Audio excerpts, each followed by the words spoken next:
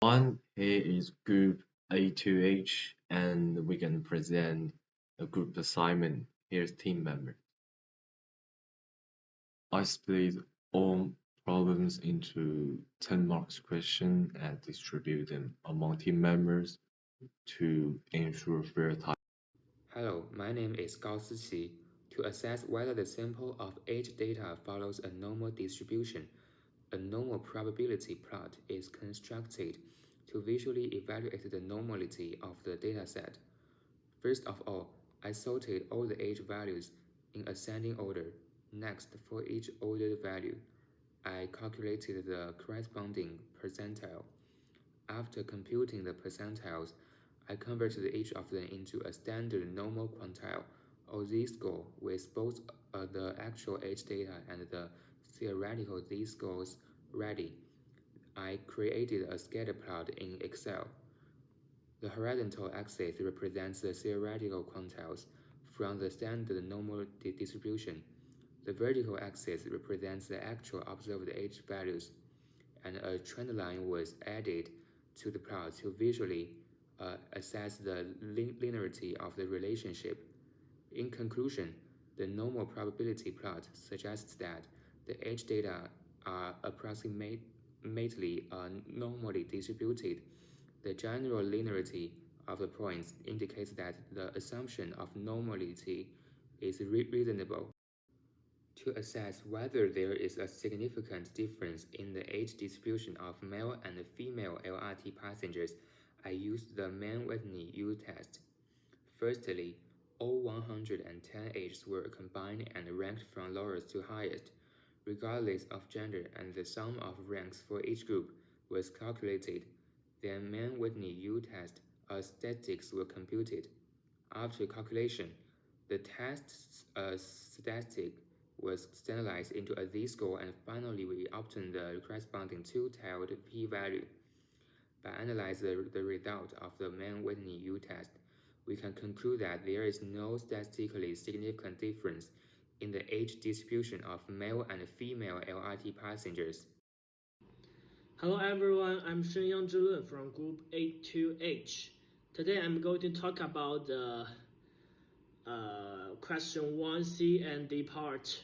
Firstly, in this section we analyzed the probability of the sample mean aged based on the company's population's means of 26.9 years. From our samples of 110 LRT passengers, we calculated a sample mean of 27.04 and a standard error of approximately 0.659. Using the central limited theorem, we assumed the sample mean follows a normal distribution. For part 3, we can calculate the probability that the sample mean is greater than 26, which gave us a high probability of about percentage 91.4. This suggests that most samples are expected to exceed 26 years in mean age in part D. We looked at the probability that the sample means is falls between 23 and 25. The result was extremely low, only about 0.2 percentage, indicating that such a range is very unlikely. This confirms that our sample is consistent with the company's average, and it would be unusual to find a sample mean much lower than the population mean. That's my part. Thank you. My name is Huang Yubo. I'm going to present question 2, and this part is data collection method. So there's 3 pictures show some core data and the Excel formula I use in collection, but the core focus will not shift to demonstrating the handwriting statistical solution. In A part, I constructed a 90% confidence interval to compare satisfaction level between FQ1 seating capacity and FQ2 disabled friendly feature.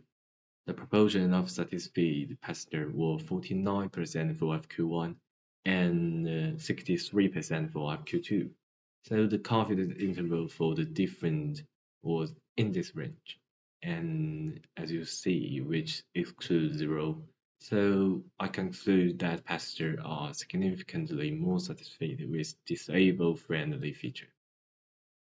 In question 2, part B, I perform a one-tail t-test to check why the female passengers were more satisfied than the male passengers. Despite female scoring slightly lower, the p-value was 0.1661 greater than 0.05. Therefore, I failed to reject the null hypothesis. So there is no significant difference in satisfaction based on gender. Okay, so for this one, we are looking at a PET test was conducted to examine whether there is a statistically significant difference between the mean scores of FQ1 and FQ2, two factors measured from the same group of respondents. This test was appropriate because the data for both variables came from matched pairs, allowing us to control for individual variability. The null hypothesis stated that there is no significant difference between average scores of FQ1 and FQ2, while the alternative hypothesis, or H1, proposed that a meaningful difference does indeed exist. After performing the analysis, the calculated t-value was 3.519, which exceeds the critical t-value of 1.984 at a 0.05 significance level with 110 degrees of freedom. Since the t-value falls in the rejection region, we reject the null hypothesis. This result indicates strong statistical evidence that the respondents rated FQ1 and FQ2 differently, suggesting a significant difference in how these two factors are perceived. In the second part of the analysis, the Excel sheet below it, a one-way ANOVA test was used to determine whether SS4, the availability and accessibility of emergency information, differs significantly across varying levels of travel frequency. This test was chosen because it allows us to compare means across more than two independent groups. The null hypothesis assumed that the mean SS4 scores are equal across all travel frequency groups, while the alternative hypothesis claimed that at least one group differs significantly. The F statistic calculated from the data was 0.726, referring to the F distribution table.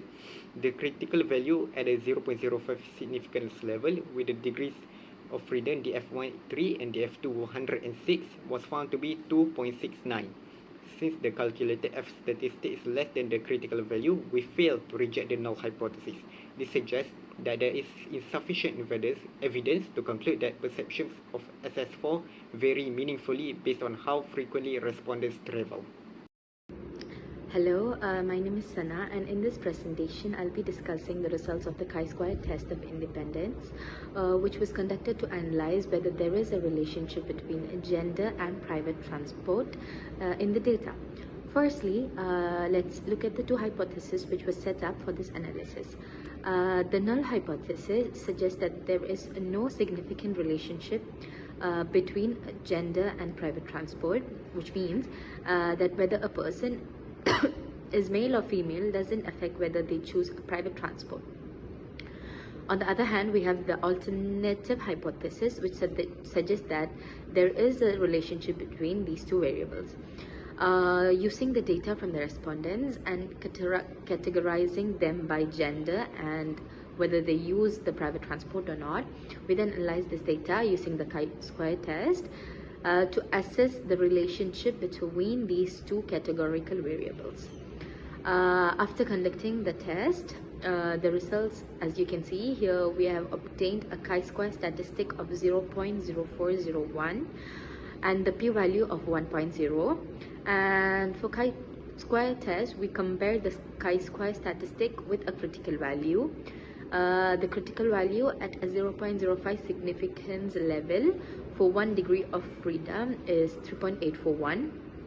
Since our chi-square statistic is much more smaller than the critical value and the p-value is significantly higher than 0.05, which is 1.0, we can conclude that there is no significant relationship between gender and private transport. And finally, to wrap it up, the results of this test indicate that gender does not influence whether someone chooses to use private transport that is, gender and private transport in this data seems to be independent of each other. Thank you. My name is Reva Berumartaman. Now I'm gonna explain my part is a man with knee U test for gender comparison. So, first to examine PS2 scores between male and female respondents, we use the man with knee U test. This is non-parametric test used when we want to compare the medians of two independent groups. It's especially useful when the data is ordinary or not normally distributed. First, we collect PS2 scores from 24 males and 24 females. The values were combined and ranked in ascending order, with average ranks assigned to type values. Next, we use the man with new formula is U, N1 and 2 plus N1, N1 plus 1 per 2 minus R1, where N1 is 24 males, R1 is 606, X2 is 24 females, and R2 is 618 for the rate. So we're plugging in the values, so we get the U first is 216 and the second one is 228. We take the smaller U, which is 216. From the math with the U table, the critical U value at a 0.05 is 240. Since 216 is the value is less than 240, the difference is statistically significant. The P value is less than 0.05, meaning we can reject the null hypothesis. So the conclusion is there is a significant differences in PS2 scores between male and female passengers. Next to Kruskal-Wallis test. So we're gonna investigate whether education level influences PS2 scores using the Kruskal-Wallis H test. This test is extension of the man with new test when comparing three or more groups. It's also non-parametric and compares median across groups. So the PS2 scores were grouped into three categories. First, high school or below, it's 10 respondents. Bachelor degree is 21 respondents, and the third one is graduate degree or above, is 10 respondents. So we use the Kruskal-Wallis H formula, where H is 12 per n plus 1, R2 plus 3 n plus 1. So as you can see here, the n is total number of observation, the R is sum of friends for each group, n is number of observation in each group. After calculating, the H value was 5.32. We compare the calculate 5.32 with the critical H value from the chi-square distribution table at the F is 2 and A is 0.05, which is gonna be 5.99. Since 5.32 is less than 5.99, the result is not statistically significant. So there is no significant differences in PS2 scores across different education levels. So to summarize all of this, gender has statistically significant impact on PS2 scores. Education level does not significantly affect PS2 scores.